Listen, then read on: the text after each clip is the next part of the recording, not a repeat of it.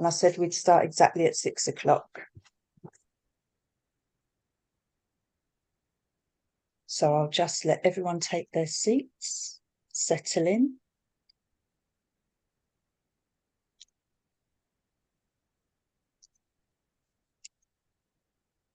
Pragna's here. Pragna. Hi, that's brilliant. David, I'm going to go straight through. Okay. It's 6 o'clock. And we're recording. Welcome, everyone.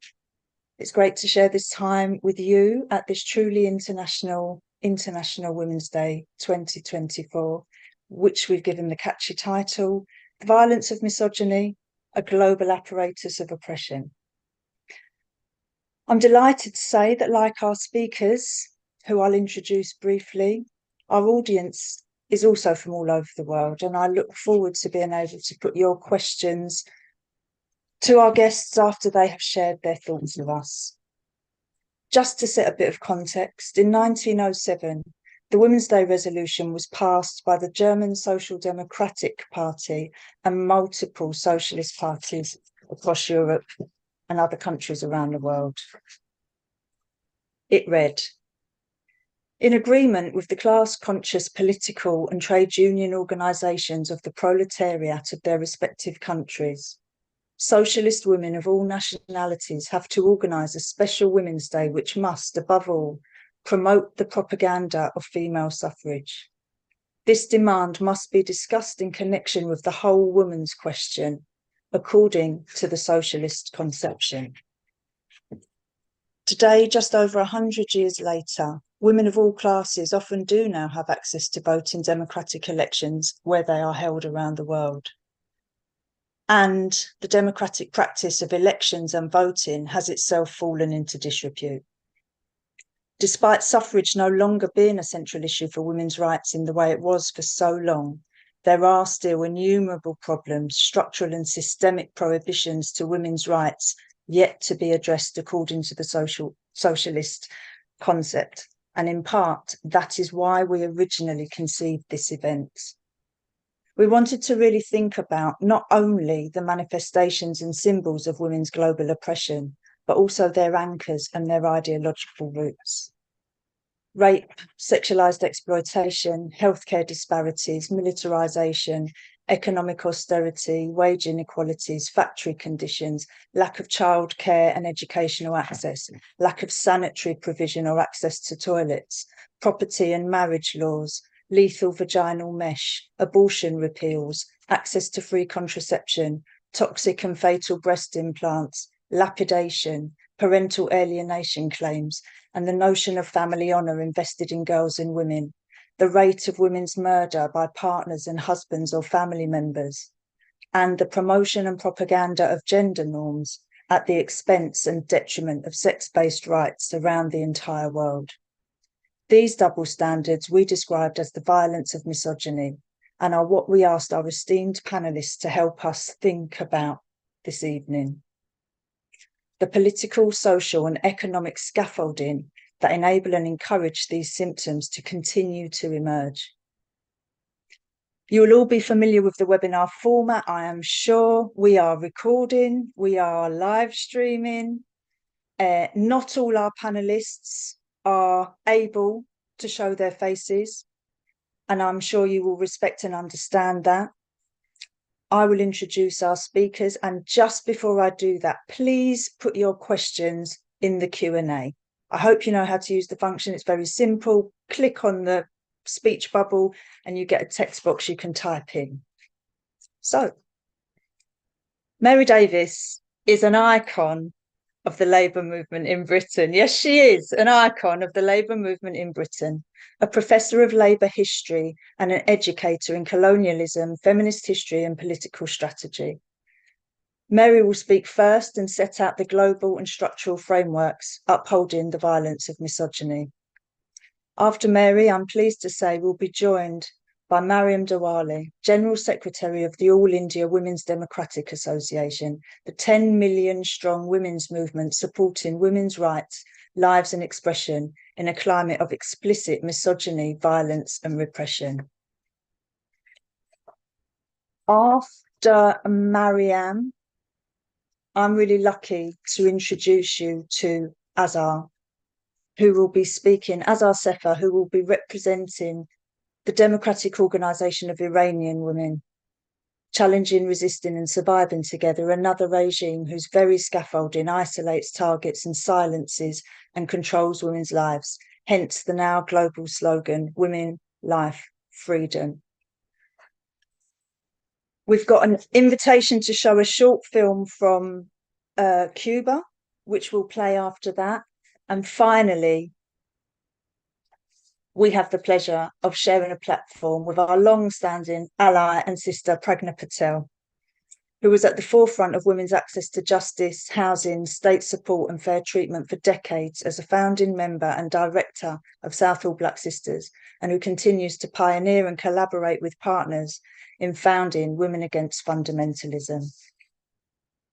We may have some surprises during the event. Something's bound to go wrong. I'll probably get the order messed up, but we'll handle it with absolute aplomb. I hope you'll bear with us and understand should there be any technical hitches. And I look very much forward to hearing from you as we go along, and I'll be keeping my eye on those questions so that I can put them to our panel when everybody's spoken. With no further ado, my great pleasure to introduce Mary Davis. Yes, just have to unmute myself. Thank you very much for that introduction. Well, International Women's Day, and it is today, is a moment when we can reflect on and celebrate women's achievements worldwide. But conversely, it's also got to be an occasion when we recognise the huge barriers that still impede women's advance, and there are many barriers. And despite the fact that we've got a veneer of what we could call juridical equality, the fact is that violence against women is on the increase worldwide. Globally, well, according to the United Nations, an estimated 736 million, almost 1 in 3, have been subject to physical and or sexual intimate partner violence, non-partner violence, sexual violence, or both at least once in their lives. I mean, that is a shocking statistic. It should shock us all. And this figure doesn't even include sexual harassment. And the figures for femicide are similarly shocking. Last year, 2022, that's 2 years ago, around 490,000 women and girls worldwide were killed by their intimate partners or other family members. And that means on average more than 5 women or girls are killed every hour by someone in their own family. I mean, that is shocking, and I'm sure we are all shocked. But the fact, how do we explain it? I mean, it seems inexplicable, but it does reveal an uncomfortable fact that we should not be blind to. Men and women, all of us should not be blind to. And that is the fact that misogyny remains embedded in 21st century culture. And it's been bequeathed to us by its long history in all forms of class society. Misogyny is not simply hatred of women. Misogyny is an ideology and a practice, the purpose of which, when it's actualized, put into practice, is to control and enforce women's subordination and to uphold male patriarchal dominance. And that is because women are oppressed in class society. How can that oppression be maintained? It's by subordinating women through violence, coercive control, domestic abuse, sexual harassment, and of course, the ideology of sexism and patriarchy. So in other words, misogyny is both a product and a manifestation of women's oppression. And it has to be seen in that context. Otherwise, we just say we blame every single individual man. That's not quite how we should frame it. Oppression is the most important means of maintaining the class relations which support class exploitation. So oppression is both a function of class society as well as being a product of it. Today, it's not appropriate to look at the origins of women's oppression from a Marxist perspective, but I think that reading of it is, and its connection with class society has to be understood. Unlike discrimination, oppression is linked materially to the process of class exploitation, as well as operating at a superstructural level through the oppressive ideologies of patriarchy, sexism, and misogyny. And that's the key thing. So we have to recognize, therefore, that misogyny is a global apparatus of women's oppression in class society, hence the title of this webinar. And that I think we ought to be pursuing it and looking at it in those circles, being shocked, but also trying to understand why it's happening. But that doesn't actually explain why violence against women is increasing in the 21st century, because it is. And I'd like to offer three main reasons why I think that misogynist violence is on the increase throughout the world. And it is throughout the world, including in the so-called, in the West, this country in America. One reason is because of the toxic influence, I call it, of what's called social media. I would rather call it anti-social media, that everybody seems to think is the most wonderful development of 21st century capitalism. But in particular, we have to note something that not all of us may be aware of because we're not part of it, and that is the manosphere. It's something which actually exists in virtual reality, but it is reality for a lot of people. The manosphere is a diverse collection of websites, blogs, and online forums promoting masculinity, misogyny, and oppression to feminism. And it is massive. I mean, the more I find out about this, the more horrified I am. Communities within the manosphere include men's rights activists, incels, that is involuntary celibate males, in other words, men who are frustrated because they can't have an intimate sexual partner and therefore blame women for being standoffish, dreadful, and horrible people. I mean, that's a huge community, by the way.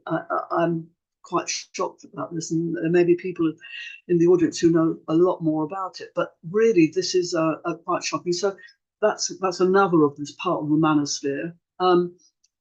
Another part of this community is an organisation called Men Going Their Own Way, MGTOW. Pickup Artists, PUA, that's actually an organisation, fathers' rights groups, and there's many more. But they're bound together by this virulently misogynistic culture, which we collectively can call the manosphere. I've left out lots of these groups. But it's you hear various iterations of individuals in it, like I can't remember their names, but these dreadful people who actually, some of them have been indicted for sexual abuse.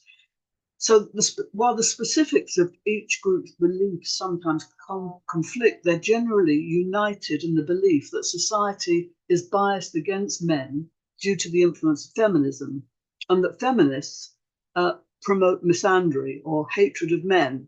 So the manosphere often overlaps with far-right and alt-right communities, and it's also been associated with online harassment, has been impacted into kind of radicalizing men into misogynistic beliefs and the glorification of violence against women. We really shouldn't underestimate the influence of this, things that we can't readily see with our own eyes, but are penetrating deeply and worryingly, I think, even to young men, or very young men, actually, boys sometimes. So that's one reason why I think that misogyny is on the increase. The second reason is that we're witnessing what's being called, and it's not my term, but the symbiosis of misogyny and violent extremism. And violent zealotry has been fueled by the rise of fundamentalist religion. I think probably Pragna will be saying a bit more about this, but we can't ignore this. It's a common link sometimes between white Christian fundamentalists in Western countries and Muslim and other fundamentalist zealots in Africa and the Middle East and Asia. In fact, according to the Global Terrorism Index, four groups, the Islamic State, also referred to as ISIS or Daesh, the Taliban, Boko Haram, Al-Shabaab, have been responsible for over 44% of deaths in the past decade. But all of them, all of these fundamentalist religions, and includes Jewish fundamentalism as well, share a common link. They're all grounded in the misogynistic creed of women's subservience. They all enforce brutally restrictive attitudes to women in terms of dress, mobility, conduct, education, and deviation from these norms is punishable by domestic abuse, state violence, as we shall hear from Azar in countries like Iran and Iraq, and violence and death. So the third reason, I think, for this increase in misogynistic violence is to do with the rise of right-wing nationalist authoritarian regimes in many countries throughout the world. In other words, these attitudes aren't confined to countries like Afghanistan, Iran, and Iraq. That a common ideological trait and practice is apparent in these right-wing nationalist and authoritarian regimes. And I'm sure that Mariam will probably say something about that in India. In those ultra-nationalist regimes, many of which diverge in many of their policy choices. I'm not necessarily lumping them all together, but they exist. Almost all of them exhibit the same drive to reverse the feminist gains of the last decades. So, for example, you take the United States of America, this bastion of freedom. Look at what's happened there. The repeal, for example, well, in general, you see the reversal of women's rights, reduced funding for, this is in all Western capitalist countries, reduced funding for reproductive health globally, a state had vowed to reduce or eliminate women's choice in family planning, especially in relation to abortion. Witness the repeal of Roe v. Wade in the United States. And the erosion of progress is not limited to the US. I could say more about the US and this country have come to that, the closure of maternity wards and so on. But the erosion of progress isn't limited to the US. For example, in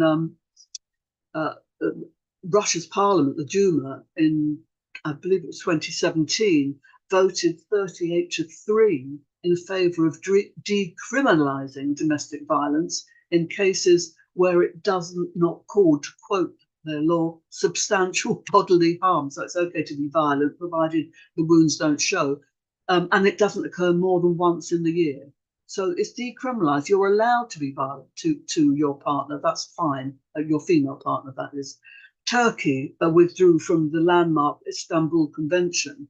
This was a groundbreaking comprehensive framework for combating gender-based violence and ensuring the rights of women survivors in Europe. So the decision marks a massive regression for women's and girls' rights in Turkey, and has also emboldened anti-rights advocates across several countries in the region. For example, Poland and Hungary have also seen a reversal of women's rights. Lobbying by Poland and Hungary has led to the removal of the phrase gender equality from an EU statement in 2021. Poland's Nationalist Law and Justice Party and the Hungarian Prime Minister Viktor Orban promote what they call traditional social values, and we know what that means. So if we look at the women's rights in general, although some feminists, some choice feminists have argued that women have made great progress in the 21st century, and even question whether whether we even need a women's movement anymore, or even need to continue the debate on women's inequality, they completely, of course, overlook the points that I've just made. But the point of is that, of course, compared to previous centuries when women were the property of men and had no rights at all, women's status in many countries has improved juridically. But I think, as I've indicated, these limited gains have either been reversed or are under attack in many countries with frightening consequences for women. And even where such rights remain, it's clear that apart from the right to vote and the right to own property, equality for women as it now exists is based really by the successes or counted on by the success of the favoured few. For working class women and poor women, peasant women, that really little has altered. And that's absolutely true of the so-called free world, Western capitalist countries. Working class women really have not benefited from not equal.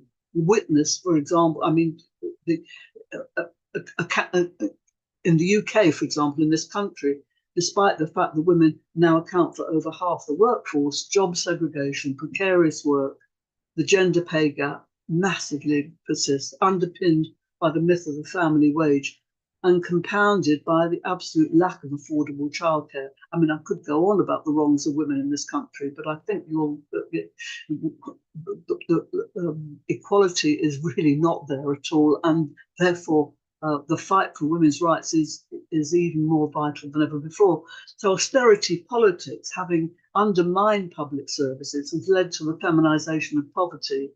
And in this country, in the home, 1 in 10 women experience domestic violence each year. 1 in 4 will experience this type of abuse at some point in their lifetime. So it is a global phenomenon. And socialists have to recognise, I think, that patriarchal sexism and misogynistic violence are the tools by which women's oppression is maintained in class society the world over. This is a global phenomenon. The price of retaining, let alone extending our rights, is eternal vigilance. And our vigilance has got to be accompanied by resistance. And that means that we need a women's movement, a women's movement that can call this out and campaign and collectively organise. And that women's movement has to inform the labour movement in order to have an approach, a class-based approach to understanding what holds us back in class society and fighting against it. So I say that International Women's Day should be a call to arms to expose the evidence of women's super exploitation worldwide and misogynistic violence underpinning it. The struggle for socialism and the liberation of women go hand in hand, and I think that's the real message of International Women's Day. A strong women's movement, united with progressive forces in the labour movement, forging ahead, exposing this kind of violence, exposing misogyny, fighting against it, but understanding above all where it comes from. Thank you.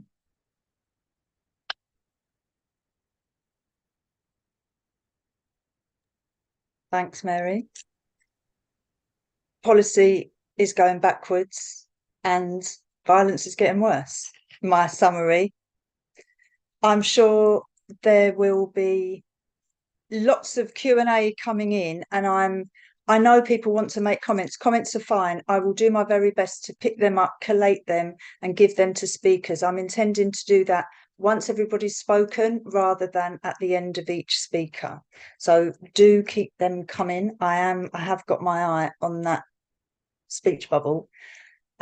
Mariam, I would very much like to invite you to take the mic. Thank you.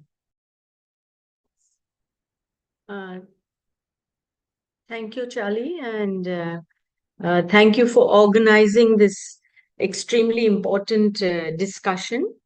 Mary has very rightly placed the entire perspective under which women all over the world are not just fighting against violence, but also fighting to preserve what they have won through struggles all these years. So it's a mixed struggle that is going on. And I would just like to add one point to what she placed, and that is what we are finding in our country also, is along with the increase in violence worldwide is also related to the extreme economic crisis that is facing the massive population all over the world. And this whole race for maximization of profits, the maximization of profits is leading to squeezing whatever rights have been achieved, and women's labor in such a scenario becomes the primary target, and devaluing the labor of women through different reforms in the legal system, in the laws, also also increases their exploitation, pushing them into extremely insecure jobs. So in this background, in India, what we are finding is the one aspect of economic exploitation is pushing women into such insecure conditions whereby they are made targets of extreme violence. You know, in India, the government has also changed the labor laws. In fact, it has scrapped the labor laws and it has made 4 labor codes through which the government is going to help the corporate sector in extracting maximum number of hours of work from the worker with the least amount of pay or any kind of benefits. So in this situation, today we are finding that even the banking industry or any such industries are issuing circulars whereby they are saying that they will not employ pregnant women. Now, this is a reversal of the right of the women in India to get employment, and they are being targeted as if pregnancy is a disease, as if pregnancy alone she is responsible and so she will not get the job. Of course, ADWA and the women's movement raised a big voice, and so they had to withdraw the circular. But it still is there on the platform. It's not totally scrapped. We are finding that because of unavailability of work, today more than 50% of the graduates in India are unemployed. Women's work participation is the lowest. So they are getting pushed into the informal or unorganized sector. Now, I'll just give you 2 examples. It will suffice to say what women have to undergo just to be able to earn something to keep the home fires burning. In the sugarcane cutting fields, or in the garment industry, in both these places, we have got incidents where women undergo hysterectomy so that they won't get pregnant. Young women, it's not that they have to undergo the hysterectomy for medical reasons. They are undergoing hysterectomy just so that they do not get their monthly periods, because of which they may not have to take leave. And the second part is that they do not get pregnant. That means they are mutilating their own bodies just so that they do not lose their jobs. This is the situation that has come about. And the sexual exploitation of women, because in the informal sector, it is through contract labor. It is according to the whims and fancies of the contractor who employs them.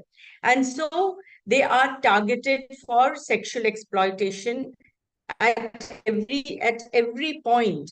And if she doesn't agree to the contractor's wishes and desires, then she's thrown out.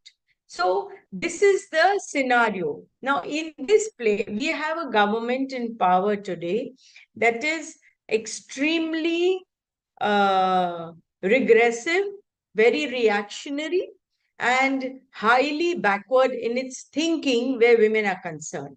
It does not believe in the concept of equality. It does not believe that women are equal human beings. It does not believe in that. And because of that, it makes tall promises, but its actions prove otherwise.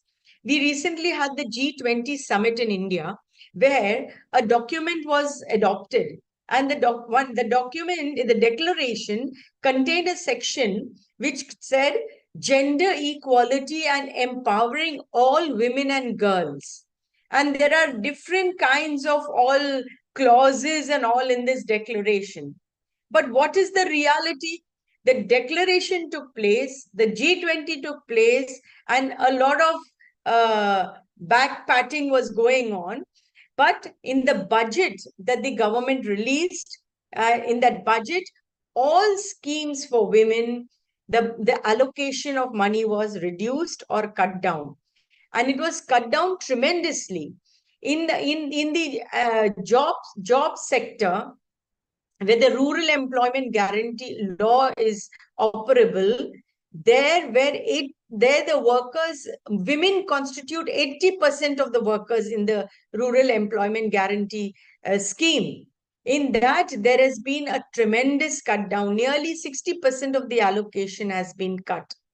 All kinds of service sector where the care work has to be done, there has been a reduction in allocation. So in effect, the woman is deprived of not just job opportunities, but also her unpaid work. Unpaid labor at home increases tremendously, because if the hospitalization of a sick person gets very expensive, it falls on the woman of the house to provide that care in the house. So all these factors taken into account, the government today says, in fact, the elected members of parliament also give speeches that a woman's place is at home, and she is a caregiver, she is a service provider, you glorify motherhood, and she is the one who gives culture and tradition to the children. So you glorify motherhood, you tell her that her place is at home and she should quietly just serve. That's her job to do, and that's why she's born as a woman. Now, in that, the massive increase in violence, it's unprecedented. Recently, the National Crime Records Bureau has released its document. Last year, December 4th, it released a document, and there are shocking statistics. In the last 7 years, crime rate, in the last 2 years, the crime rate against women has increased by 16%, by 16%. And the cases, there are certain states in India where the cases have just reached this, have gone sky high. These are mostly states which are ruled by the BJP, the party that is ruling also in the center. So the Uttar Pradesh, Rajasthan, Delhi, Haryana, these states, the crimes have gone. And it is in these states you will find, along with other states, of course, but in these states you will find that most of the accused, most of them belong to the ruling party. They're related to the ruling party. They are either sons, daughters of the sons, or some uncles or these of the ruling party, or they themselves are the elected members of the ruling party. And that is why no action is taken against them. Conviction rate is as low as around 25%. That means 75% of the criminals go scot-free. The women's movement in India is continuously on the road every single day in one state or the other to get the accused arrested, to get some kind of relief for the victim. There are laws. There are laws in place in India. That is also after a long struggle. The laws have been strengthened. But to get the law itself implemented is a very big fight. Another very startling figure has come out recently, being published by the National Crime Records Bureau. There has been an increase in child sexual offenses. The increase is 95% in the last 6 years. This is horrifying. It is horrifying because sexual violence against children in India has increased. And it is very visible. It is visible is because Trafficking has increased in India due to increase in poverty, which the government denies. There is a massive increase in poverty, and that has led to a large number of young girls being trafficked in India. Either they are married early, or they are trafficked. This is what is happening. That's the reality. A 95% increase. That means every single child today, every single girl child today in India is unsecure. In Uttar Pradesh, we are finding there are gangs moving. There's moral policing happening. It's a law unto itself, and it's only the people who are opposing it. The administration, the government, the legal system is failing to protect its own citizens. What is happening if a young girl is coming home from school? If these gang of people, they want that girl, they just pull her into one small car or something, take her away, gang rape her, and then throw her away somewhere. Many incidents like this have been happening, and the cases are not registered. That's because there's pressure on the police. Once if you go and protest outside a police station, then some case is registered, then to get the culprit. So it's a long fight all the time. Honor crimes have increased in India. Honor crimes are crimes where the girl is killed in the name of honor of the family. Why that happens is because if there is an intercaste marriage or an inter-religious marriage, then the upper caste gets offended and goes and kills either the girl or the boy, whoever is from the lower caste. And this has been happening with impunity across India, everywhere. So it's interreligious. If it's a Hindu and a Muslim marriage, or a Hindu and a Christian marriage, then the person from the minority, whoever it is, either the girl or the boy, is either harassed or killed or beaten up, or their house is broken down. And this is happening across, with absolutely no goons being arrested. The worst was when 11 gang rapists and mass murderers. In the case of Bilkis Banu, there was a young 21-year-old girl who was 5 months pregnant. She was gang raped and left for dead by the BJP rapists in Gujarat in 2002. After a long 20-year-old struggle, those accused were put in jail. The BJP government, on our Independence Day on 15th of August 2022, they released these gang rapists and murderers. It was after a serious struggle through the Supreme Court. The Supreme Court ordered that they have to be put back in jail. That means the government in power is giving slogans that women have to be empowered, women have to be saved, women have to be respected. That is what our Prime Minister keeps saying. He's a person who will be getting an international award for speaking the highest amount of lies in this country. And this same government, when the Prime Minister is saying we must respect women, at the same time, the Gujarat government is releasing these gang rapists, and the BJP leaders are standing outside the jail with garlands and sweets, saying that we welcome you back. So what is the Prime Minister telling the women of India? That we are with the gang rapists and we are with murderers, and women had better stay back at home quietly and do not ask for equal rights. This is India's tradition, India's culture, not asking for equal rights. So they are trying to take back India into the dark ages. We have a constitution and we are fighting to protect the constitution. They want to destroy the constitution of India.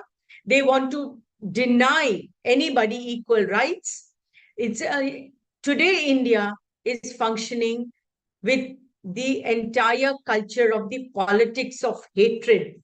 The government, the administration, the legal system, they are propagating this whole politics of hatred.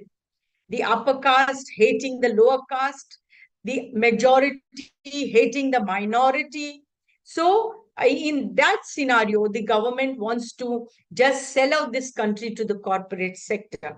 Now, this is the struggle that we will have to wage in the ensuing parliamentary elections, which we are going to do. And yes, women are very much vocal at every step. Though it's a very difficult fight, we will not give up. And of course, we are not giving up. There have been cases put on all of us when we are out on the roads. You're arrested. We are not allowed to even raise our voice for the children of Palestine. So this is a government, it's highly regressive, reactionary, rightist, and a follower of Hitler. Modi openly says that he is a follower of Hitler. It's a fascistic government that we are facing, authoritarian. It does not believe in democracy, neither does it believe in any democratic rights. But the people of India will surely resist. In the coming days, it will be very testing times. The International Women's Day and expressing solidarity when there is an increase in the right politics all over the world, where women's rights are being snatched away, from right to abortion to right to life is being snatched away. So in such a scenario, we all have to get our act together. And it's not any coincidence that it was the socialist forces who raised the banner of an International Women's Day. It's not a coincidence. It's because socialism is the only system that talks of equal rights, that talks against exploitation. So, to make the world a better place, we all have to uphold the banner of equal rights, of building a socialist system, and an end to this blood-sucking capitalist imperialist economy.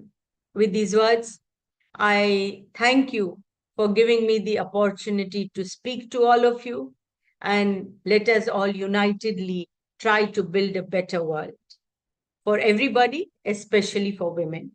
Thank you.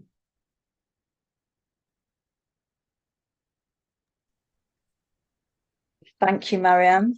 I suppose that's why you've got 10 million women in your organisation.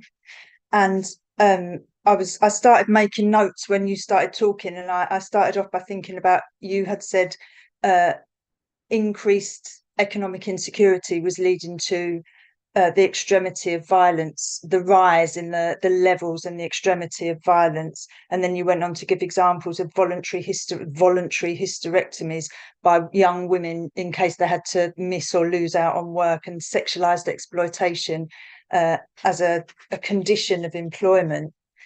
And then a question came in, and you answered half of it. I think you said the state and legal system is failing to protect girls. And as you were saying that, a question came in from Sonia about, can we rely on the state to act in women's interests? So I think you started to answer half of it. I will come back to this question.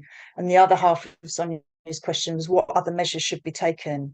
And I think towards the end of your rousing speech, you started to help us think about what other alternatives might be. There are more questions coming in. I am going to ask Azar to speak. Azar is representing the Women's Democratic, and now I've got myself, and I don't want to get this wrong, the Democratic Organization of Iranian Women. And Azar will no doubt introduce herself a little bit. Azar, over to you. Thank you. Thank you very much, Charlie. Well, I'm here on behalf of the Democratic Organization of Iranian Women, which was founded in 1943. Thank you to the organizers for inviting us.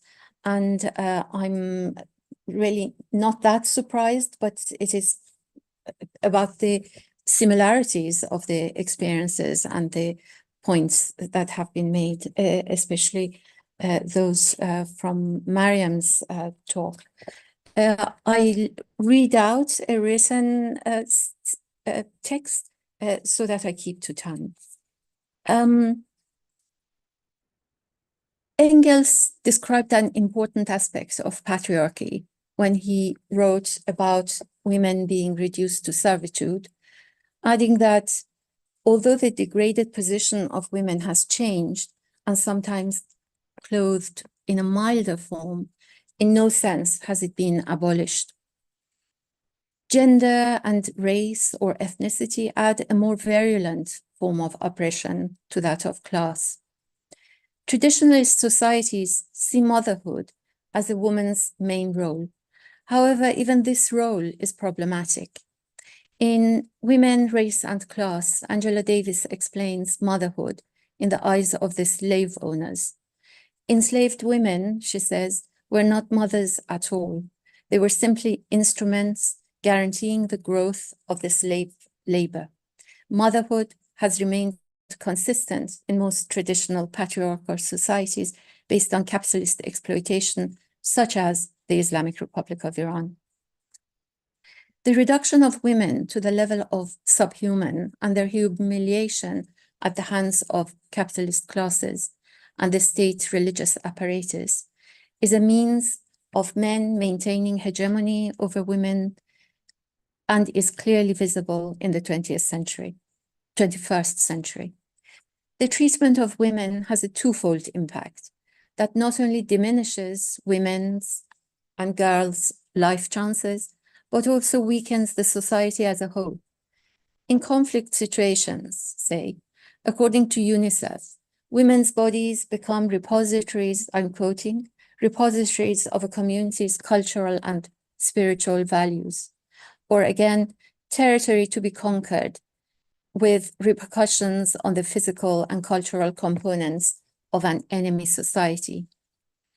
And in these descriptions, their violation subsequently becomes a perpetual reminder of the male population's abject failure to safeguard their community. In such cases, gender overlaps with other markers of victims' identity, religion, class, etc. Daily humiliation of women in the public space of the city has a negative impact on the women, as well as the male population that identifies with them. Misogyny at state level has a dual function too, to establish the underclass, easily recognized by their gender, legitimizing their exploitation and exerting control over their male associates. Also, allowing the intensified repression of women in all walks of life as a strategy of divide and rule, with women designated as inferior and subservient to men. In Iran today, women's rights are the fault line that the regime has selected as a measure of its power and cultural identity. The state is run by big commercial capitalism, closely interlinked with the security and military apparatus of the country. The neoliberal policies of the regime have led to the country's economic bankruptcy.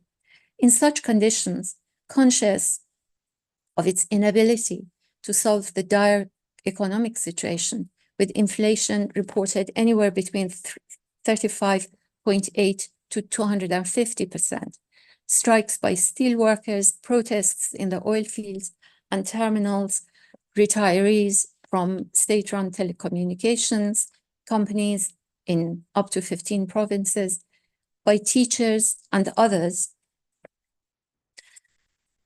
former public sector workers, as well as goldsmiths, and many others. The regime's main initiatives in legislation and policing have been focused on women's hijab. The condition of women in Iran has been termed gender apartheid by one of the women political prisoners, Narges Mohammadi.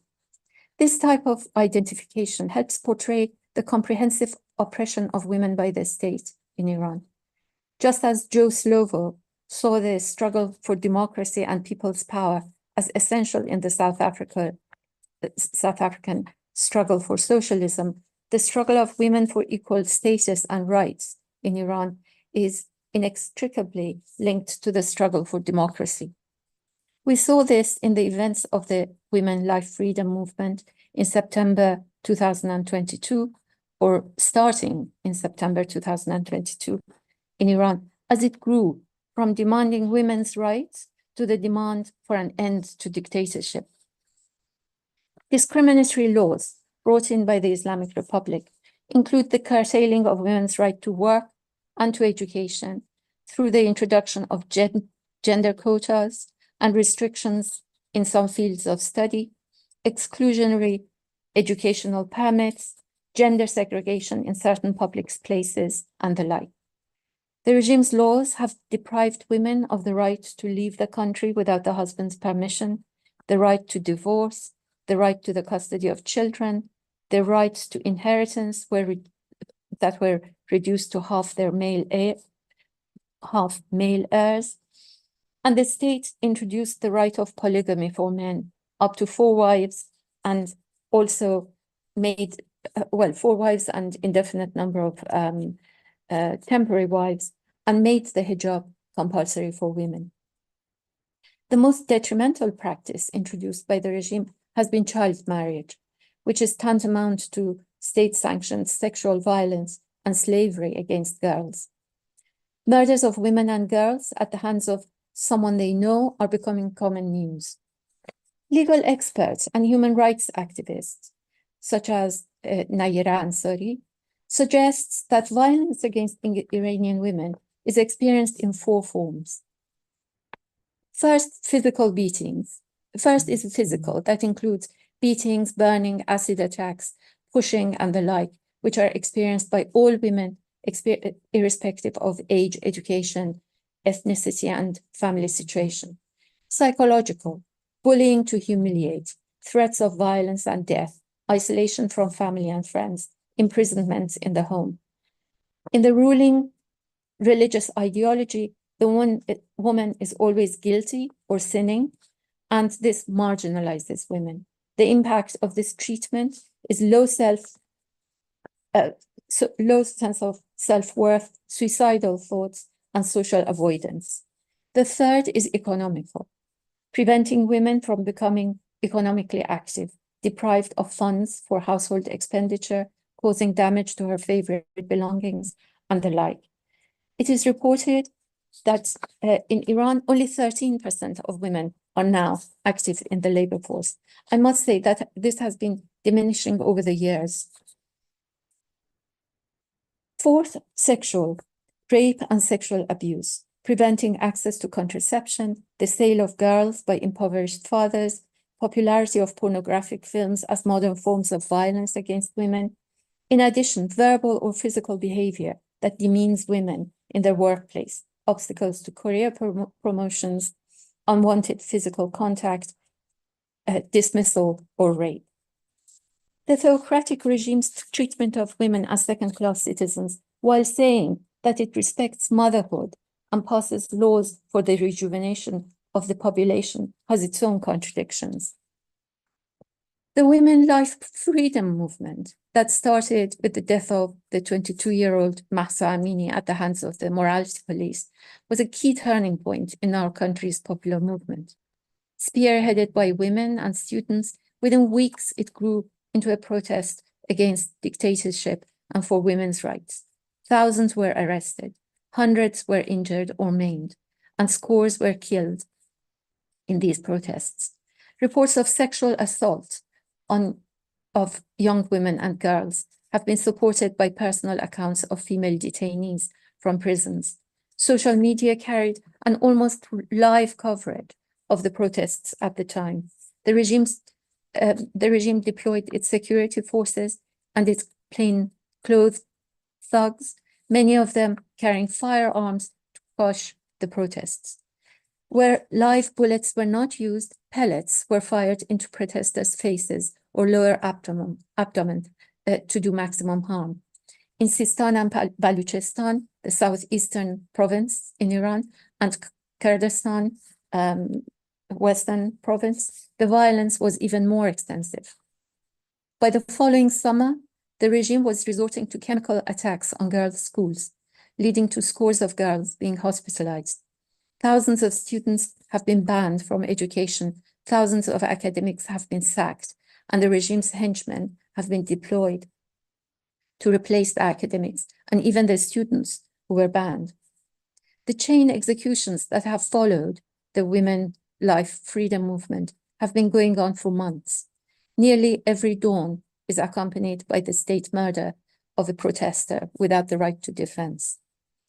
A recent poll of Iranians' values and attitudes has found that the majority of people are, quoting, not at all concerned or not much concerned with hijab, with the following trend: the young at 89.5%, the 30 to 49-year-olds at 84.3%, and those above 50 years old at 72.6%. The poll also reflects people's deep desire to separate religion from the state. In the last week, the regime held elections to the 290-seat parliament and to the 88-seat Assembly of Experts. A large number of political organizations and public figures boycotted the election, including a former president, Khatami. Despite the voting hours being extended 3 times, the participation stood at 41%. According to official sources, spoiled ballot papers numbered around 277,000. Spoiled ballots in Tehran alone are put at 380,000. The top vote for a parliamentary seat in Tehran was 120,000. Women political prisoners have kept the flame of the struggle burning by issuing statements and actions in solidarity with the people's movement, despite the threat to their lives. Narges Mohammadi, the human rights activist who's been imprisoned for several years, and others have demanded no to executions, yes to life, and also they have been commemorating the 8th of March. On this International Women's Day in Iran, women will be commemorating the struggle of women for equal rights and social justice at great risk to their safety, but nevertheless to mark it. The attitude of political Islam to women's rights has been one of brutal repression and their humiliation. The women of Iran have been demanding equality, democracy, and social justice. This is the demand that has been articulated not only by women's organizations such as Democratic Organization of Iranian Women and others, but also by the brave women activists in Iranian notorious prisons. Our immediate struggle for an end to violence and for democracy and equal rights is the end to executions at this juncture. No to executions, yes to life. Thank you.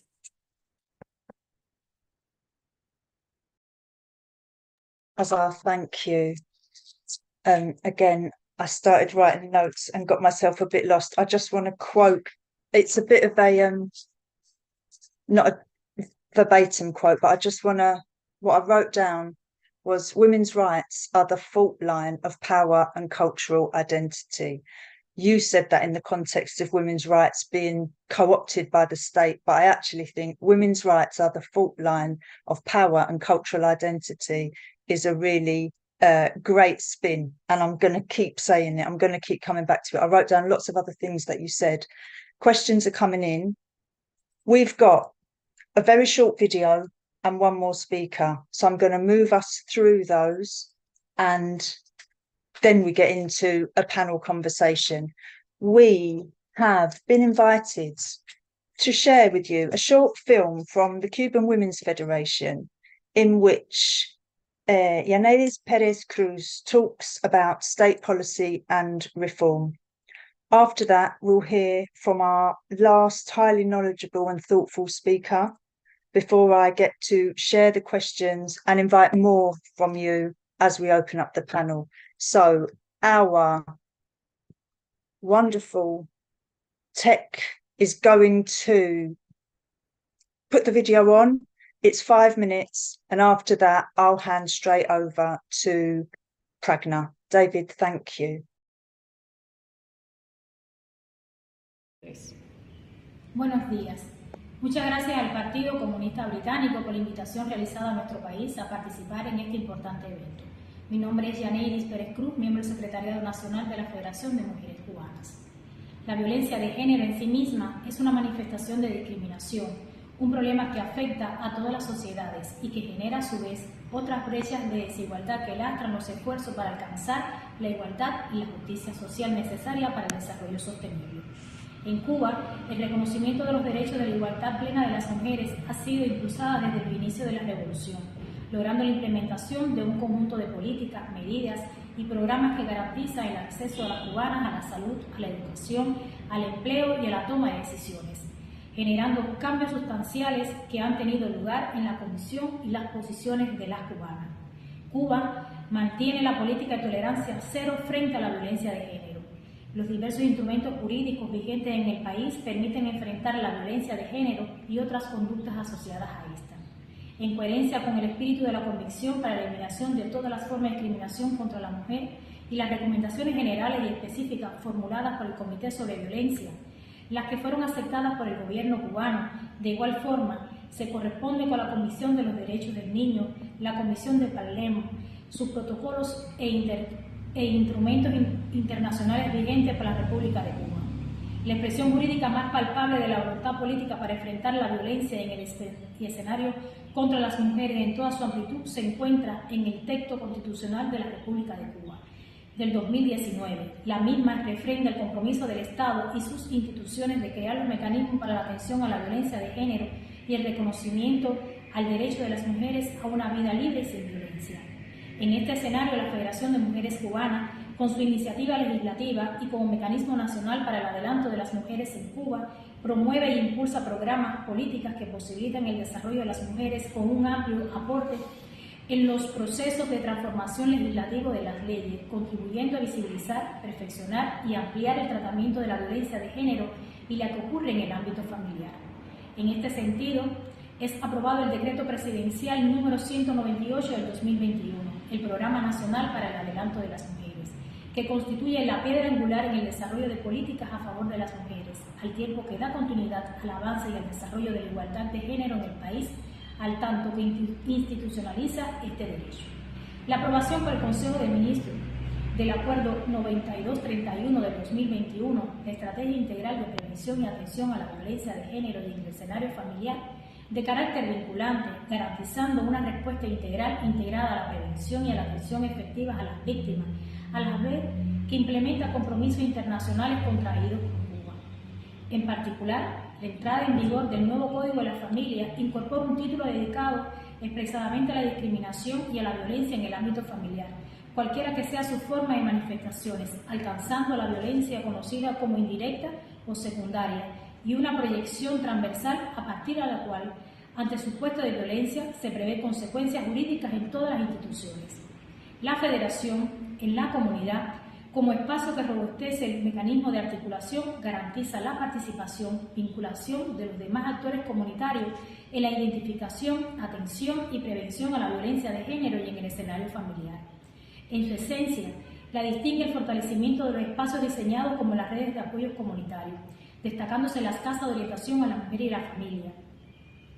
Espacio socializador y de ayuda que capacita y acompaña a las mujeres y a sus familias cuando acuden en solicitud de programas de adiestramiento, capacitación, orientación individual y grupal y la extensión comunitaria. Las consejerías de violencia constituyen el escenario por excelencia de atención directa a las víctimas y su esencia es brindar el acompañamiento hasta la derivación de cada uno de los casos. Las casas taller, con un amplio desarrollo social, en ellas se expande la ocupación del tiempo libre, con las enseñanzas todas vinculadas a las buenas prácticas y referentes importantes al acompañamiento social. La Federación, en su amplia labor social, no abandona a ninguna mujer ni a su familia. Siempre las asiste con acciones educativas, preventivas y comunicacionales desde el ámbito comunitario y laboral. Aunque no cabe duda del carácter educativo y pedagógico de la labor desarrollada y su respaldo legislativo a las normas vigentes, al incorporar perspectivas y disposiciones normativas, el reto está en alcanzar altos niveles de sensibilización y capacitación a los decisores, para que puedan interpretar y aplicar las normas con un enfoque amplio, profundo e inclusivo, así como avanzar en las acciones dirigidas a incrementar la cultura jurídica en la población, para que las leyes puedan ser comprensibles por nuestro pueblo. Muchas gracias.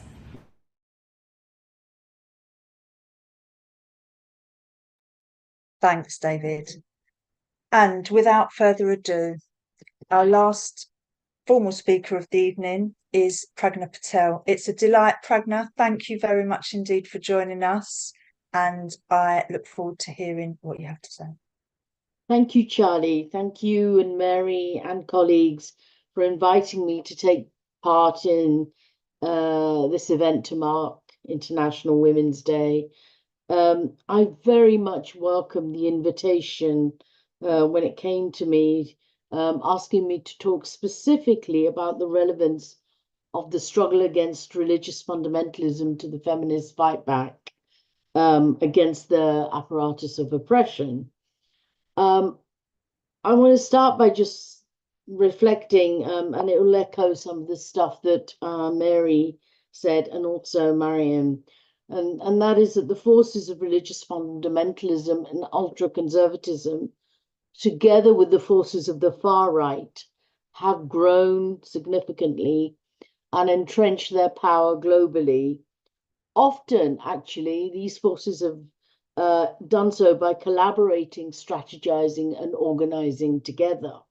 So I think we shouldn't forget that they don't just operate in individual countries, but actually come together on the international stage and strategize together, usually to attack in unison universal human rights principles and law.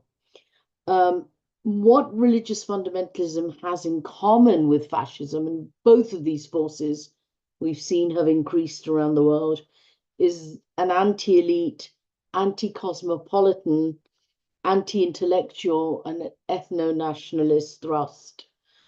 Both political movements have many of the classic elements, the elements of classic fascism, but there are also new forms too, especially with the creation of social media and technological advances in communication. They're also accompanied, so the forces of fundamentalism, the forces of authoritarianism, fascism, accompanied by the triumph of austerity and unbridled free market capitalism, neoliberalism, and the destruction of the environment. All of this then combines to create lethal spaces in which inequality, patriarchal and racial violence, ethnic and religious cleansing, intolerance, hatred, and bigotry flourish, resulting in a particularly disproportionate impact on women.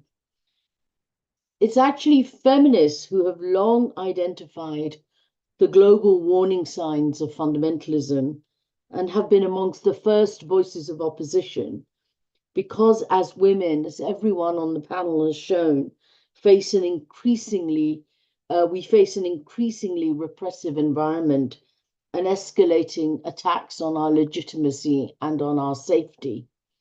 And yet, despite being amongst the first casualties of fundamentalist and authoritarian political developments, and I can speak particularly from the UK experience, women's experiences of repression, abuse, and exploitation has remained largely hidden from view.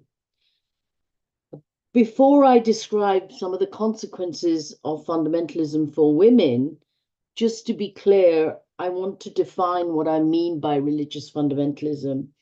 And in doing so, I borrow from the work of Women Against Fundamentalism, which now no longer exists, but I was a member of that, and more recently, Feminist Dissent, which is an anti-fundamentalist, feminist, anti-racist organization of which I am a member and which exists at present.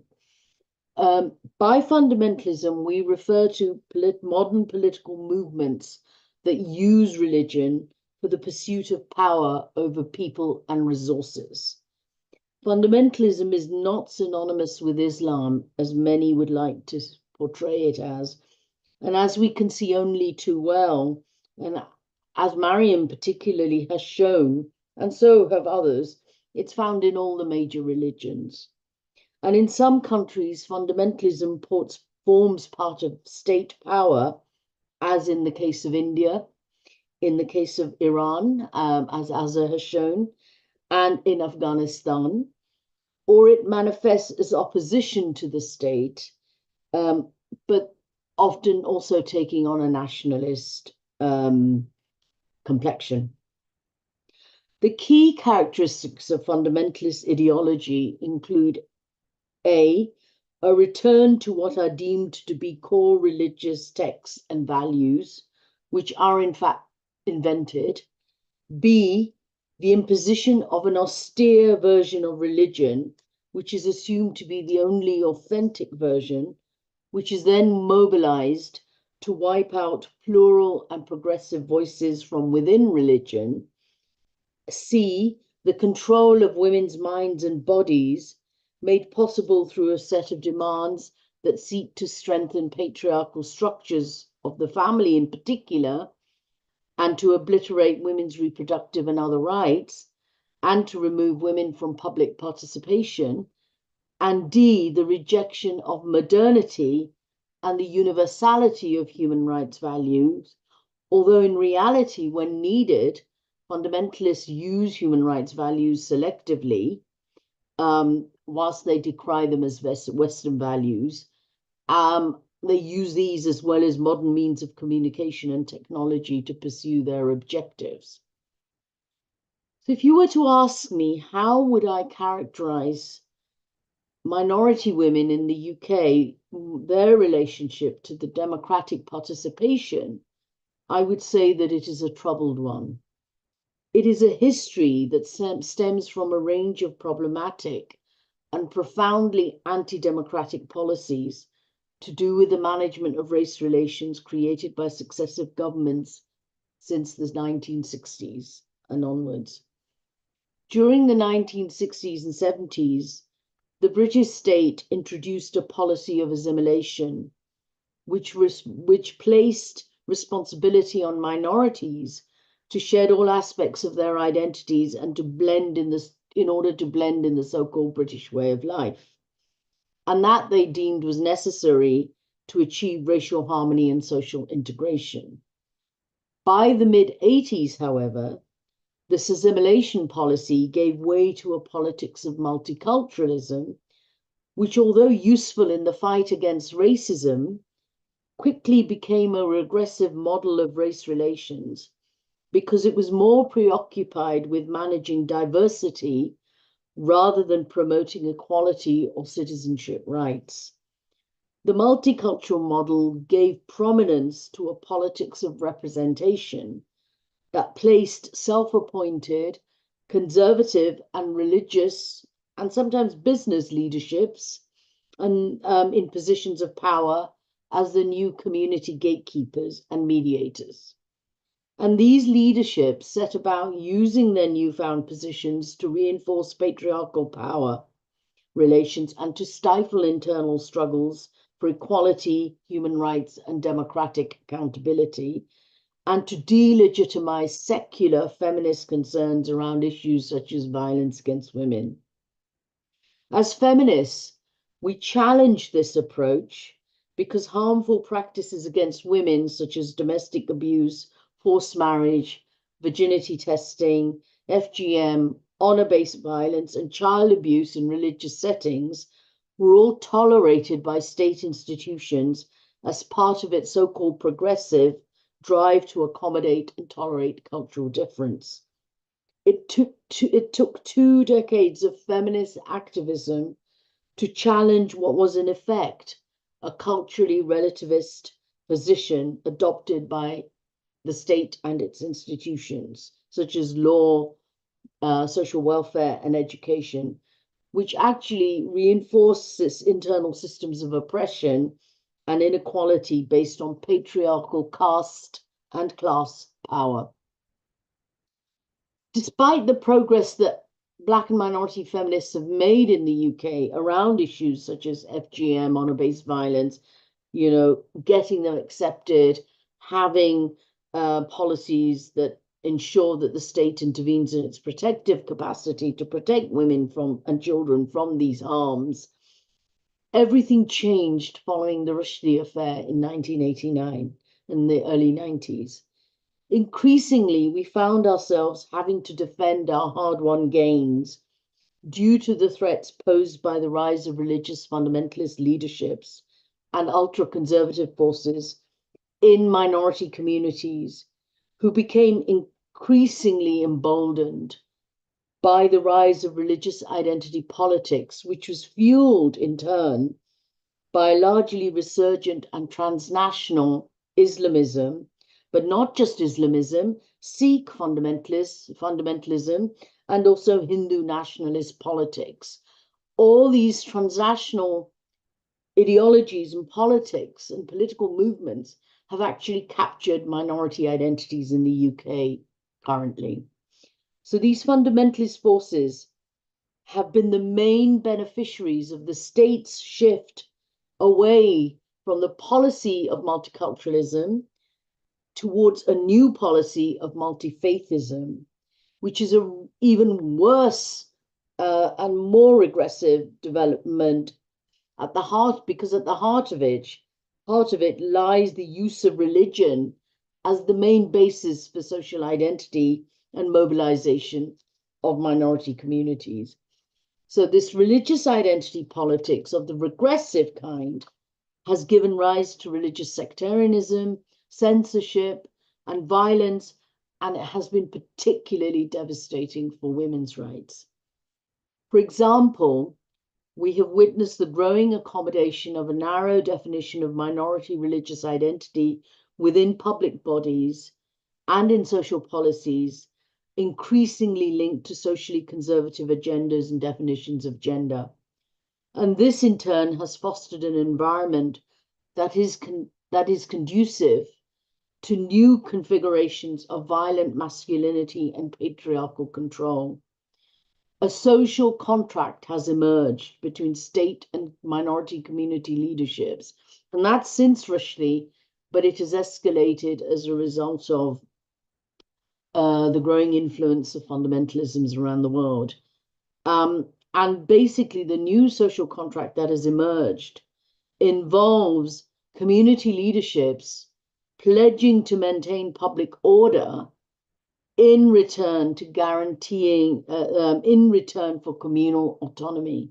So as long as they have communal autonomy, they're happy to try and rein in the kind of, you know, the violence and the terrorism in terms of public order. But it is a development which the communal autonomy is a mechanism effectively to ensure the control of female sexuality.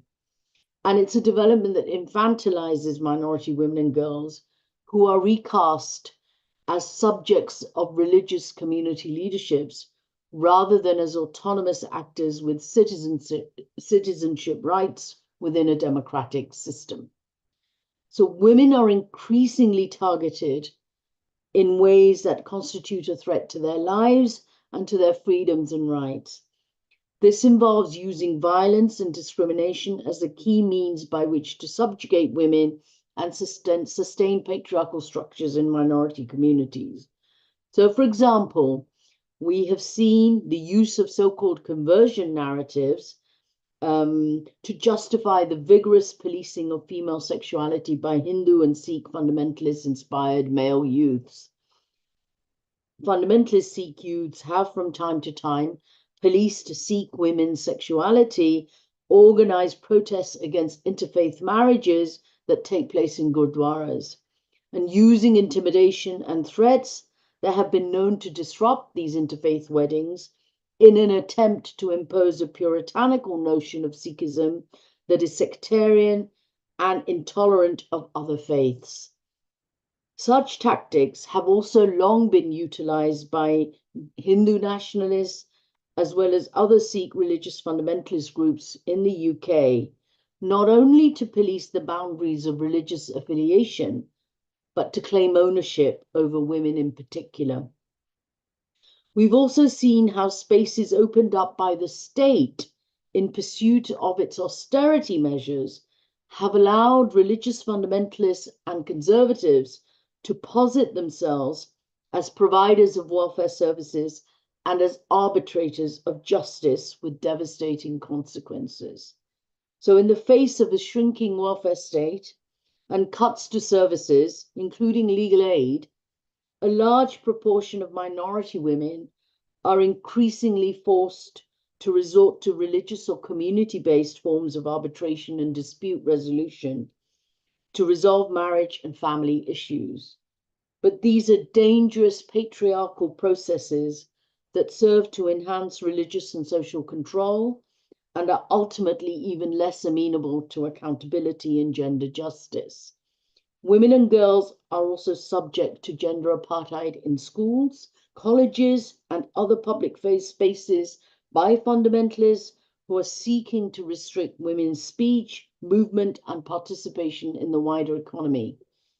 So as a consequence, much of my work in the last 3 decades on violence against women has been directed at wresting control and power away from religious leaderships through political campaigns and through the use of equality and human rights laws to advance and defend the hard-won gains that enable minority women and girls to assert their human rights to protection from violence and other harms, and for the right to choice and autonomy.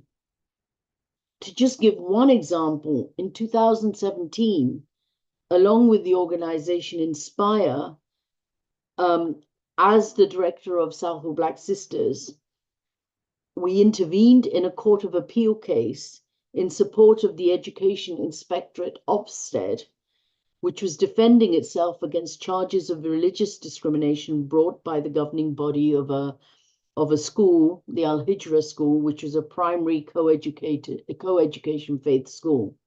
The management of the school was deemed to be inadequate by Ofsted for a host of reasons, including the fact that it was practicing strict gender segregation that indirectly and directly discriminated against girls. So in this supposedly co-education school, primary school, boys and girls aged between 9 and 16 were completely segregated for all lessons, for breaks, school clubs, and trips.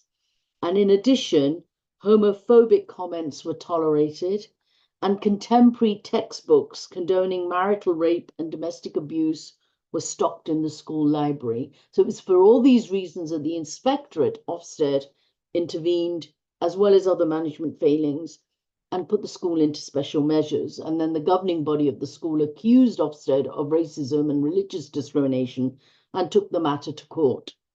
Our intervention was necessary, we felt, because we wanted to demonstrate that gender segregation in this context in which this ideology is being propagated was not a benign practice, but a fundamentalist attempt to impose a new sexual order that sought to constrain the educational opportunities and life chances of girls and to reinforce gender stereotypes and inequality. And we use the Equality Act, and in particular, invoke the sex discrimination law. Fortunately for us, the judge agreed with us and declared that the policy of gender segregation was discriminatory on the grounds of sex, and so ordered the governing body to completely change and reverse that process. This is just one of many examples of the ways in which, at a daily level, at the community level, we have had to campaign politically, as well as use advocacy tools, legal advocacy tools, and any other way in which we can to fight back, to push back against the growing encroachment of fundamentalism in community life, because it particularly impacts on women's rights. And Mariam said this in the context of India, and I believe this to be true for women everywhere, that we're now at a moment in our political life where it's not just about advancing gains, but it's simultaneously about holding on to gains that we have struggled for, or that others before us have struggled for.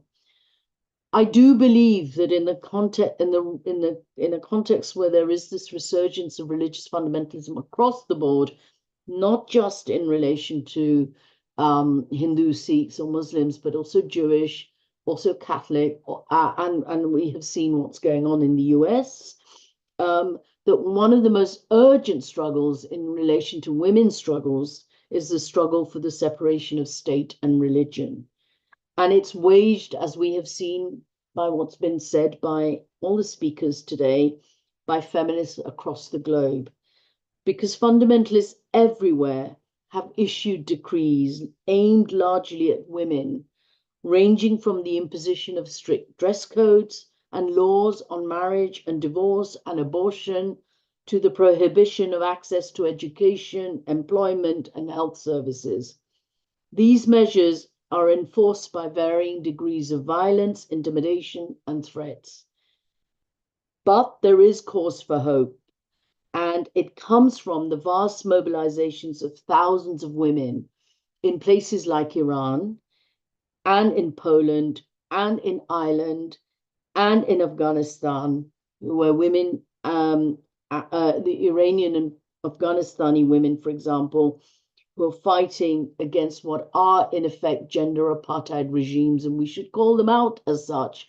And the left needs to take them as seriously, gender apartheid as seriously as racial apartheid was taken seriously in places like South Africa. And if feminism is to have a future, then we must urgently reclaim the secular and progressive histories of struggles that have been waged by those who came before us, because they talked in the language of equality, of democracy, and universalism, and in doing so gained important rights and created, and this is the most important bit, they created the spaces and the potential for solidarity and coalition building. And they did this because they saw that what was needed was a vision that was capable of linking a number of progressive movements for women's rights, minority rights, social, economic, and political equality, and for secular democracy. I think one of the most urgent tasks for us now is to reclaim those secular histories, to be able to, pass on to the new generations that these were really important secular histories that have been lost, and without those histories and without the lessons that they teach us, we cannot hope to build a more united and equal future. And that will not come from going down cul-de-sacs of identity politics, or by buying into the false freedoms that are being dangled in front of us by fundamentalist and fascist regimes. It can only come through class struggles, women's struggles, rights, struggles for rights of minority, environmental rights, and so on. But we've got to find a way of holding all of that in our heads and in our struggles at one and the same time. Thank you. Thank you, Pragna. As chair, I get the privilege of summarising a little bit of what you've just said before I open up. I've got some questions and I've been thinking about how I want to organise sharing those out, but I just want to say a few things in response to what you left me with, Pragna, in particular, just from your last few minutes. The contradictions and complexities around, on the one hand, feminists and all sorts of women being accused of being far right when they fight for or demand women's rights, and the false conflation that often gets made. And again, the contradiction, I suppose, in single-sex spaces being used as segregation. I wrote down some of the words that you used during your speech: puritanical, sectarian, intolerant, anti-intellectual, restriction, constraint. And the idea that or the fact that you gave us about women being coerced into harmful, often religious-led services as a direct result of the withdrawal of otherwise state or more independent services. I think you gave a really clear and compelling account of the violence of misogyny, with particular reference to fundamentalism. Thank you so much. I think really helpful way to draw the speeches to a close. And we have got questions coming in. I have been diligently paying attention. And I'm going to start, Azar, if I may, I'm going to ask this question to you first. I know other people will want to come in, but Ruth put in the questions, given the situation that have been described, how do you, if you do, she said, remain optimistic?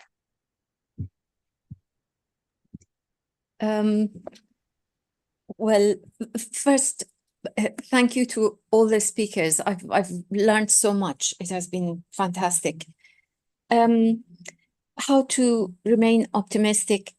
The truth is that since I think optimism comes in waves, in a way, to be absolutely truthful. Sometimes I think the movement gets energized, it's active, it moves the position forward, but then there is a backlash, there's oppression, and then you have to build up the energy again. I think the movement of women in Iran and the young and the rest of the population, actually, last year, showed how the movement has moved forward, how people have moved forward. And since then, despite the crackdown on the women and on everybody, something has changed. Women refuse to wear the hijab. I mean, the regime has brought in an emergency law in order to a sort of a chastity bill that they call, and they've employed new forces in order to police the hijab in the metro, in public places, and women refuse to wear the hijab. My friend wrote to me a while ago saying, for a year, I haven't been wearing the scarf as I go out. So it has become a symbol of resistance, despite all the cost that it has for people. And also the strikes. People go on strikes.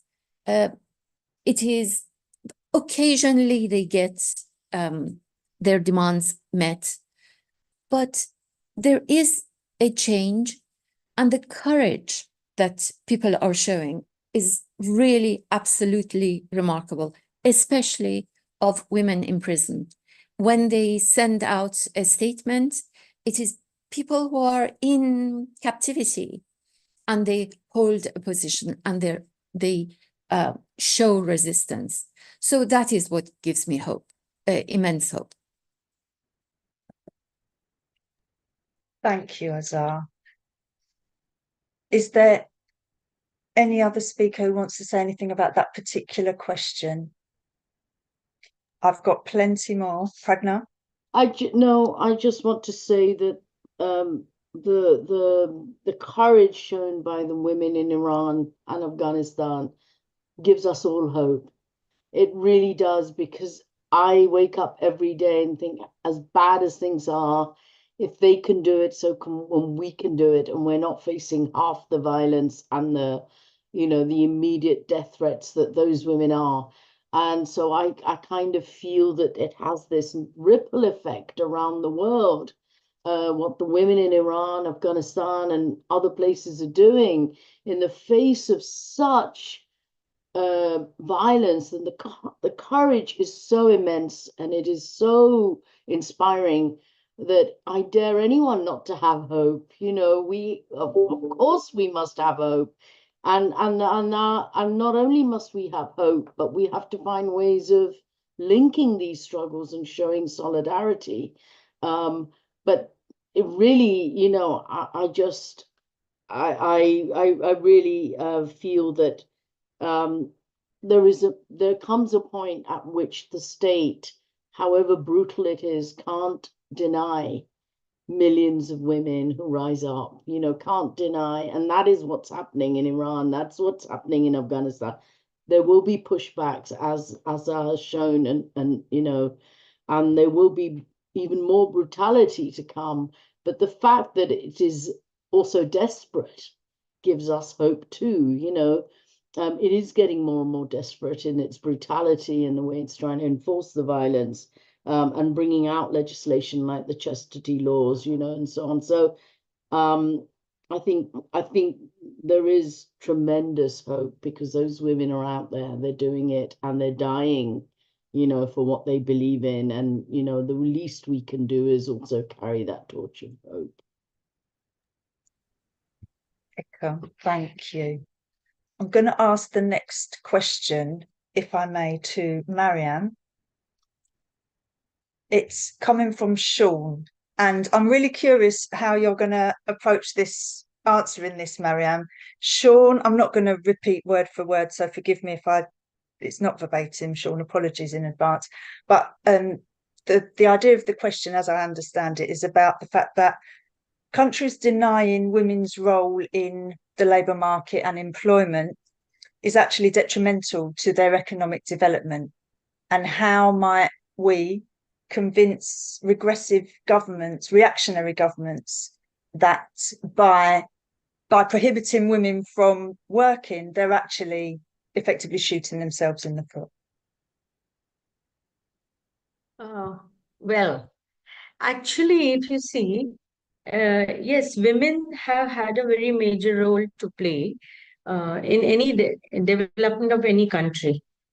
But the fact that what is the system that exists, the role of women in trying to enhance the profits.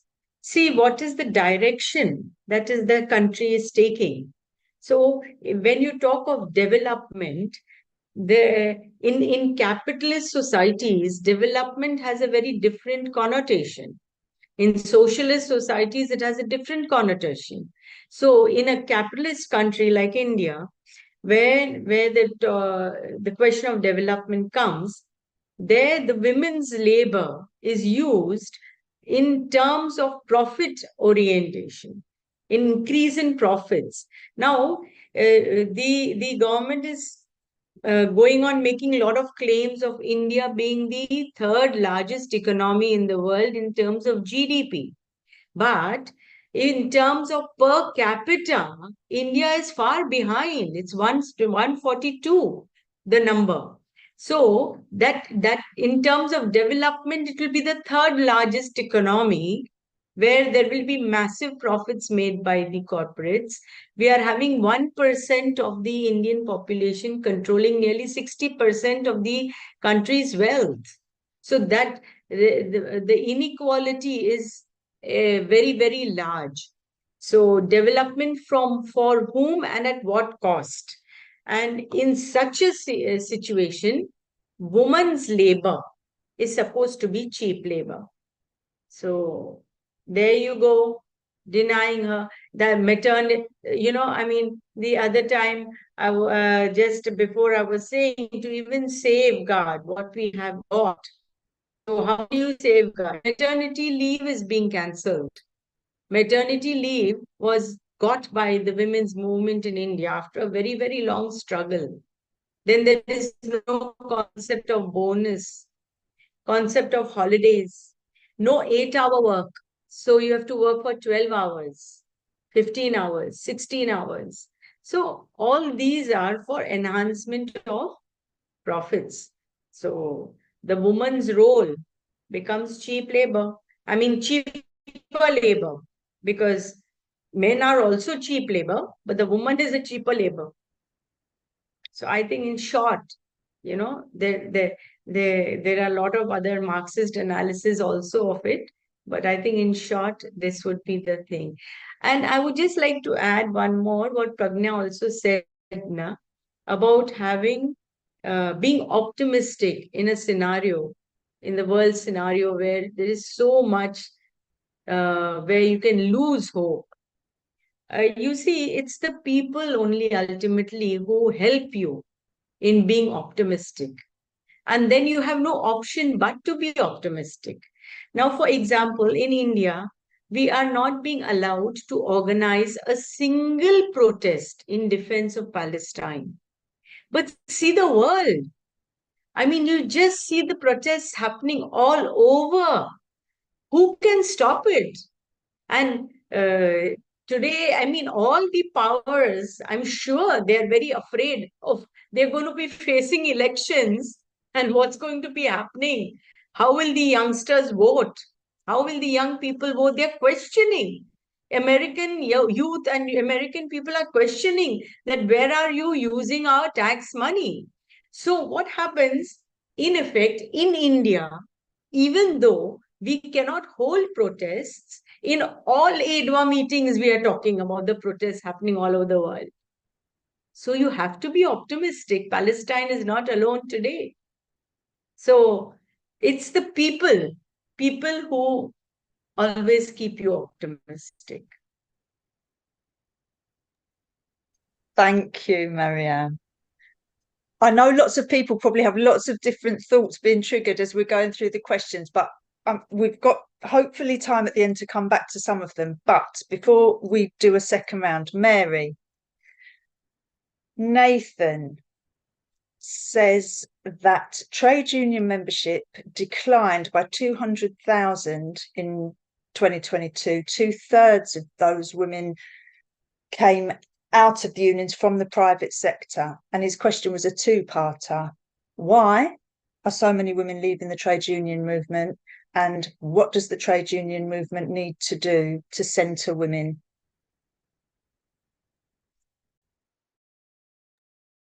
I'm not sure that Nathan's right. I don't think that women are massively leaving the trade union movement. There has been a downturn, and that's related to... I may have misquoted Nathan. In his defence, to be fair, that might have been me that got that slightly wrong. Apologies, Nathan, if that's true. Trade union membership has declined since its peak in 1979. That's largely to do with anti-union laws. It's completely to do with anti-union laws, actually, and the decline of collective bargaining. But the fact is that women constitute half of the trade union movement. They're over half of the workforce. Now, that's not to say that everything's okay. It's not.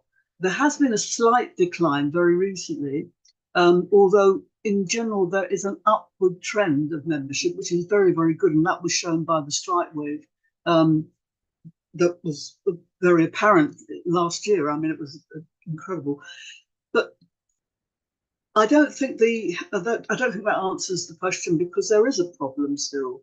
And the problem is in terms of women's representation in trade unions and the way in which trade unions are or are not taking up women's issues, and in particular the question of equal pay, and in particular in trade unions now that have rather neglected their women membership in pursuit of an all-embracing equality agenda, which actually just puts women alongside every other category of disadvantaged members. The fact is that women are half the labour force. I mean, really, there would be an argument to say there should be men's committees rather than women's committees, and that women should be taking over. They should actually be the dominant force.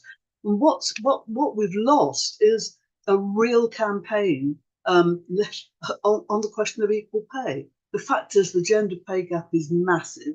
We've had equal pay legislation since 1975, and we're not there yet. And I don't think that trade unions are taking up some of the questions that we've raised today nearly vigorously enough. There have been some breakthroughs in terms of women leaders and women trade union leaders and general secretaries, but actually it's a bit of a glass ceiling question. Of course, we support women getting those positions, but actually on the ground, that's not necessarily reflected in what trade unions do, and that's something that's always, as I always say, there's the price of equality and eternal vigilance, and we have to be vigilant about what we've lost in general and in the labour movement and in the trade union movement. Thank you. And as if by magic, we have left 15 minutes and a selection of questions that I've combined because I think they're similar and they take us into the kind of final part of the meeting. And I have taken a bit of a liberty by combining some of these questions, but I've put them together because one is the other half. I said Sonia asked 2 questions and Mariam started to answer the first half, but the second half was, and if we can't rely on the state, for example, in England, where the chief of the Metropolitan Police has come out and said that violence against women needs to be funded the same as organised crime and treated like terrorism. If we can't rely on the police, despite that level of violence, what else can be done? And I've combined that with Ruth's question, which I've taken to be, what can women internationally do? How do we demonstrate the international solidarity you've mentioned during the course of the evening? And I'm going to ask each of you to say something to that combination of questions. And Azar, I'm going to ask you to go first. Sorry, can you repeat the question? Sure. What can women around the world do in solidarity and support of each other? And or if it's not the state we rely on, what else can be done? Well, I think the more I talk to other women or read or become knowledgeable about what is happening elsewhere, the more convinced I am that we're all experiencing more or less the same dynamic, effectively, of oppression of this patriarchal society. And I think the point that Mariam made about maximizing profits is really it. I think the expressions of solidarity are very important, and sharing of experiences, because we learn so much from each other's struggles, initiatives, ideas. So many women are so creative in the way they struggle. So I think that it is our connections and our solidarity with each other. Thank you, Azar. I keep writing down things you say. I don't know if you're a poet, but if you're not, I think you should be, because it's poetry that you speak so often. No, not at all. You are. So, Pragna, I'm going to ask you to go next. What do women do across countries, nations, and if not the state, who?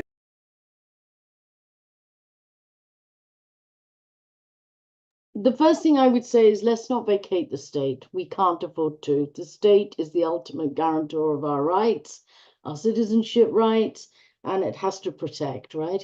The alternative is what I described, in terms of community structures that are very patriarchal and less amenable to social justice, gender justice, and so on. So there's some serious questions about, the state and how it functions. And we've seen that in the way in which the Sarah Everard case was responded to by the Met Police. We've seen it in the Casey report, which called out the police as institutionally racist, homophobic, misogynist. So we've seen it in Stephen Lawrence, inquiry that happened years before.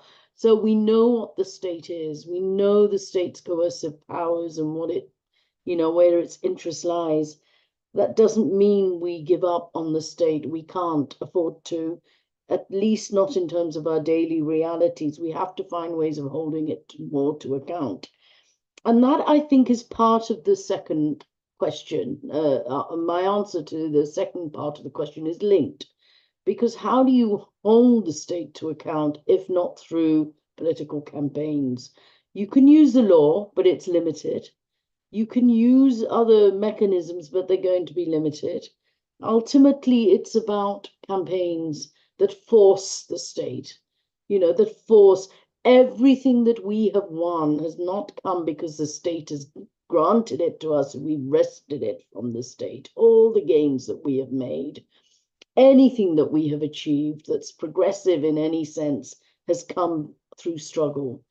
And that's where it has, our inspiration comes from struggles around the world, particularly from women's struggles around the world, because they are so creative, they are so imaginative, so inspirational, and and they teach us, all of us, ways in which to be creative, ways in which to occupy space.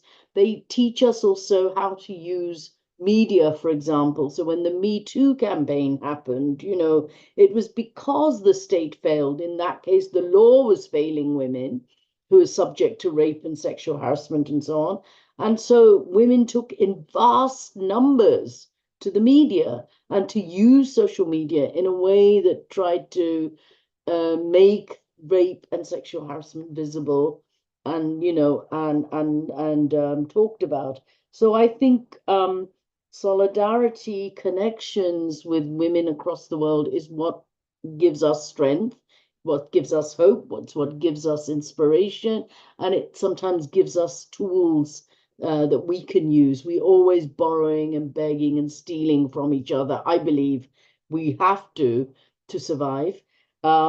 And it is that solidarity that really matters. And that's going to be, it's not easy to create solidarity at a time when everyone's divided us so much. It's very hard. And I think that's part of the other thing is we've got to find ways of coming together as coalitions.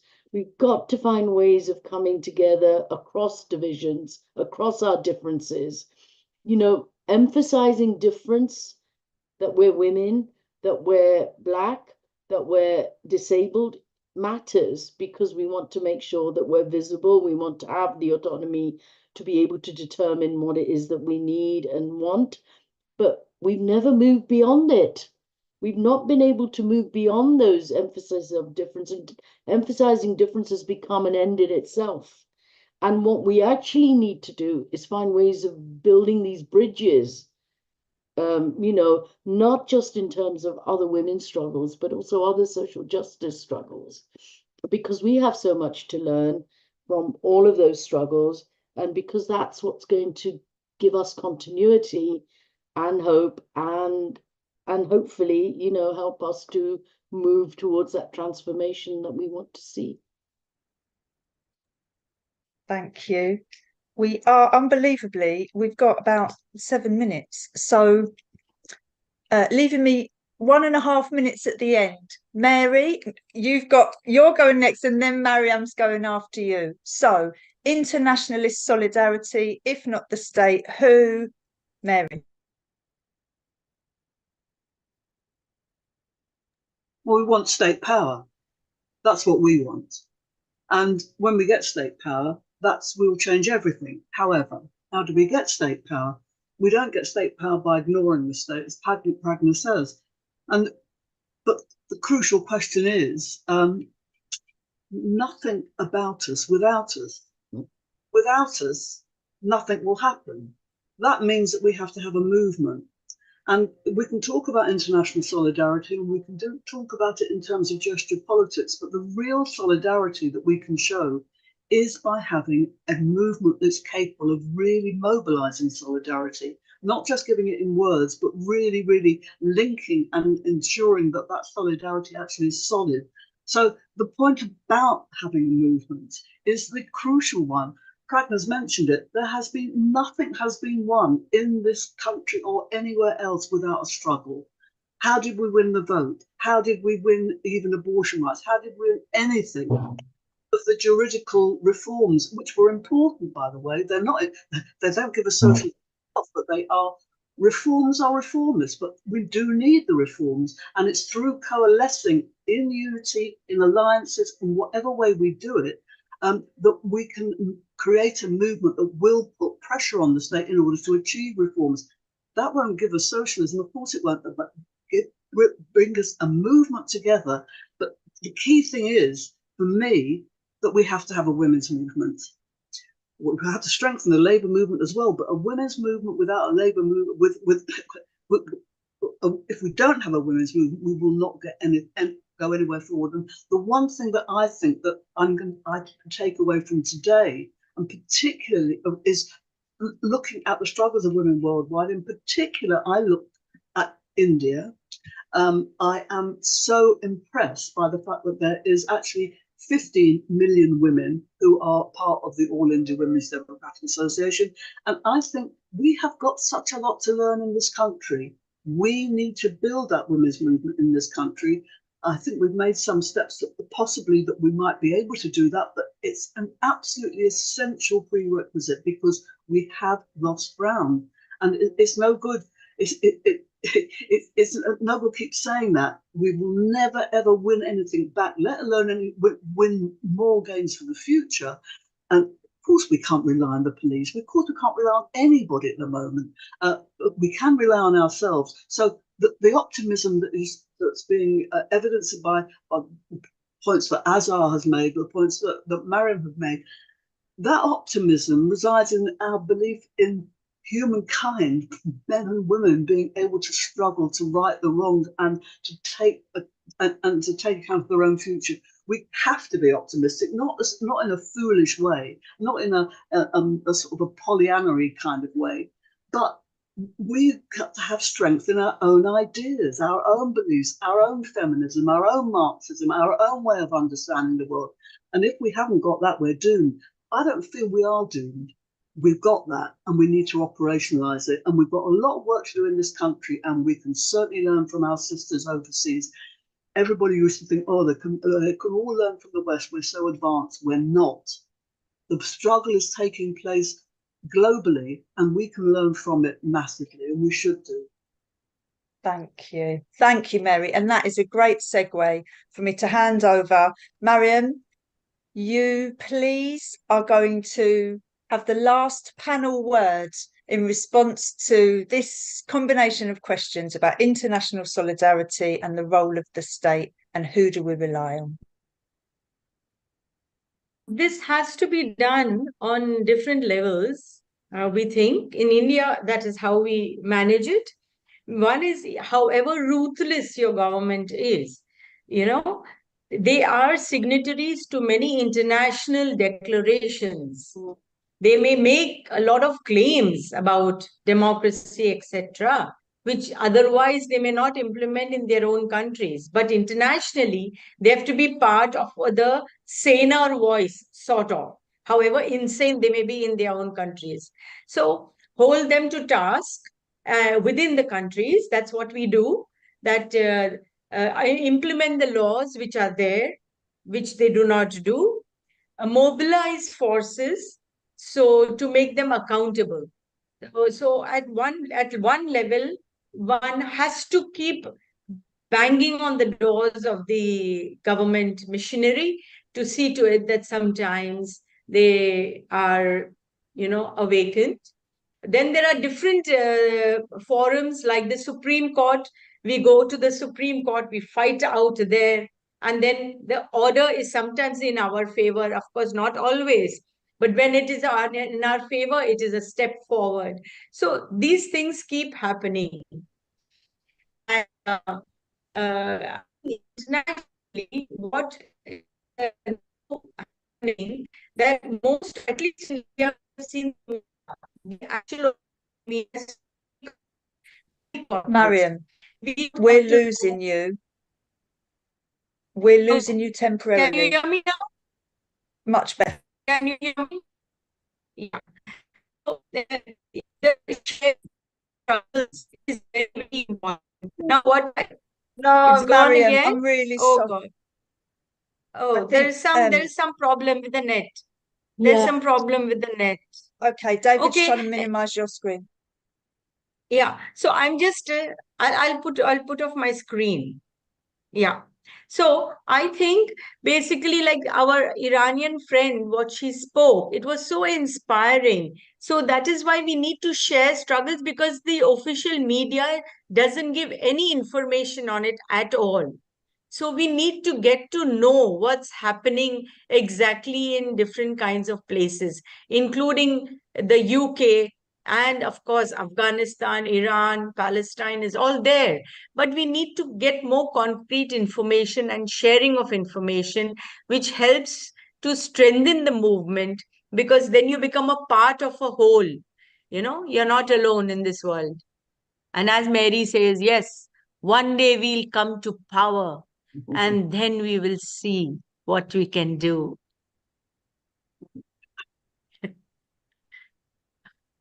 Okay, thank you. That's a beautiful way to end, Mariam. Thank you so much. One day we'll come to power and then we'll see what we can do. I'd written a whole ending, and I did want to mention that Alexis put a comment, and it related, Mary, to what you were saying. Alexis talked about the need for a women's movement as a result of the different levels and types of oppression and prohibition that women face throughout their life that changes with age, whether it's to do with reproductive rights, labour rights, employment rights, and how as women transition through different times in their life, they all continue to conspire against us, and that her suggestion was a women's movement be the answer. And I know there are women here today working very hard collectively to build, in the style that Mary suggests, following our sisters in India, an internationalist women's movement. And we would love to be able to involve you in that journey. Thank you so much, everyone who's attended and stayed with us this evening. Thank you to our spectacular speakers who I could listen to every day. I think you should all have an hour on national television every day. And thank you so much for your time, your humour, your wit, your wisdom, and your optimism, your skills, your knowledge, your experience. With all our thanks and appreciation, very good evening. Thank you very much. International Women's Day. Yeah, and thank you, Chair.